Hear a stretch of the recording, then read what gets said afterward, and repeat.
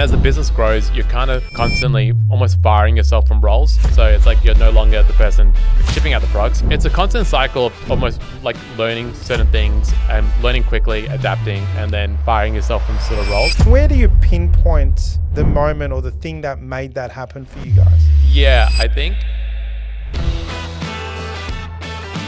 Take us through that moment, that breakthrough moment where things just started to go. And where do you pinpoint the moment or the thing that made that happen for you guys?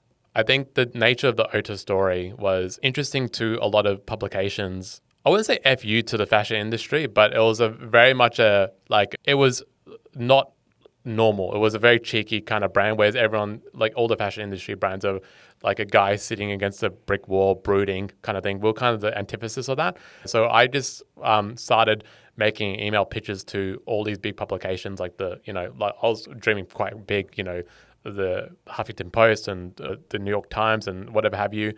And so we went through a bunch of them, and a lot of people didn't get back to us, which is the nature of that. But then one day I got an email back and it said from the Huffington Post, and they're like, oh, we're actually interested in your story.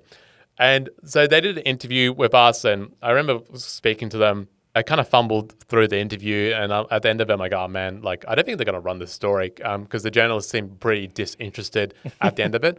And we're nervous, and it's a very young brand. And we're telling the story about how the OTAA story then, and we're getting sales, but it was very inconsistent. I think it was my cousin, and he's like, oh, dude, you got to check the front news of Huffington Post. They say they ran us, and on the landing page of Huffington Post, they ran us as a front cover story, and they titled us The Cheeky Clothiers, and we just got a swarm of traffic from there. So that was a really good wind in the stride of getting initial traction. And then from there, I think for us, we just found consistency in we did a lot of content.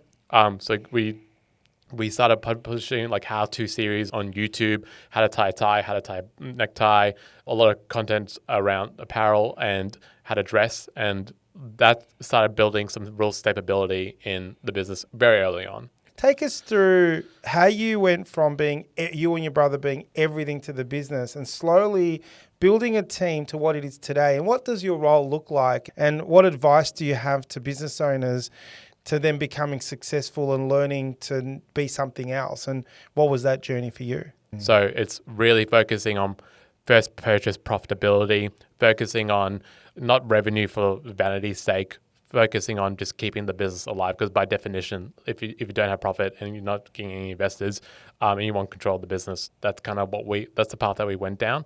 At the start, to your point, we did everything: the marketing, the distribution, the sending, and everything else in between.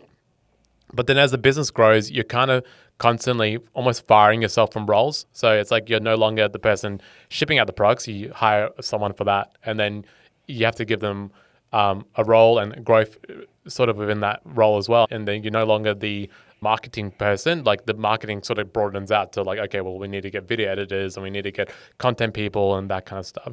It's a constant cycle of almost learning certain things and learning quickly, adapting, and then firing yourself from sort of roles. I think that the advice I would give is you need to be adaptable. You need to have in terms of, say, e-commerce specifically, or maybe in business and just life in general, you need to generally have a growth mindset.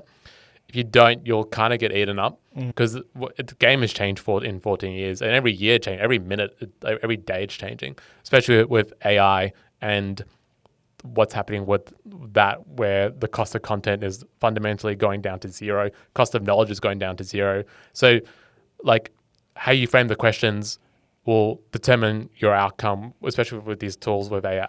And your role today, so are you and your brother still involved? Is your brother still involved in the business?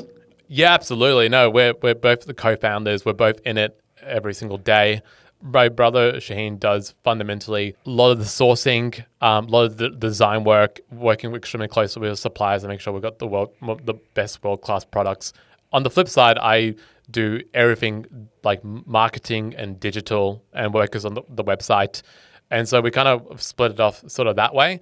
And we've kind of worked really, really well in that way as well. So my natural proclivity goes towards the marketing and the everything else with the website and everything else in between, everything digital essentially. Yeah.